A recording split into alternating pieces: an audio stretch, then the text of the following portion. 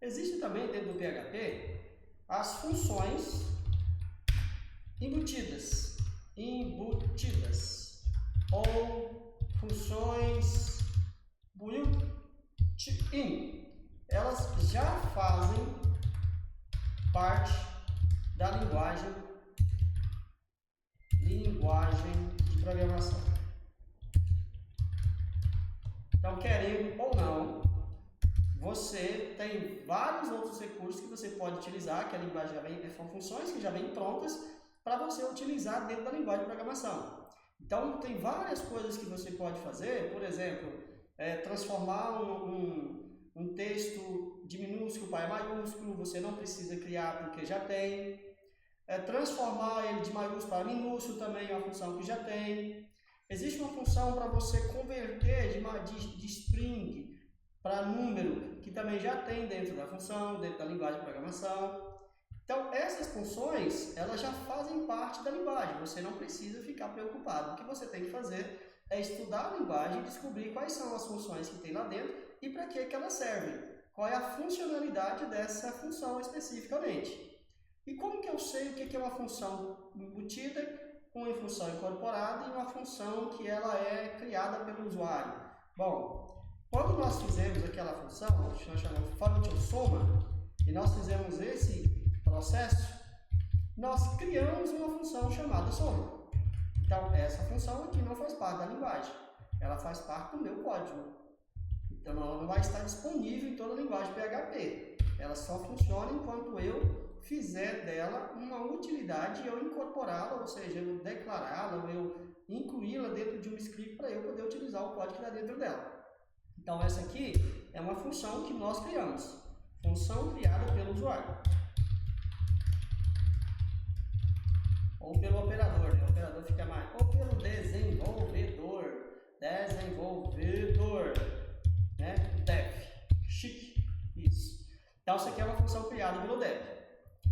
Quais são as funções que vêm dentro do PHP?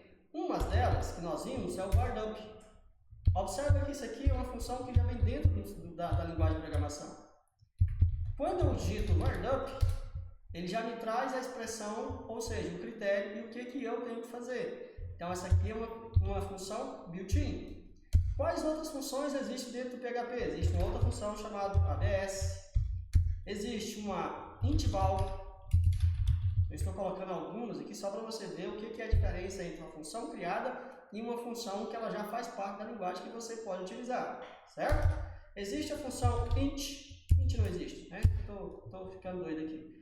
Existe a função array_merge,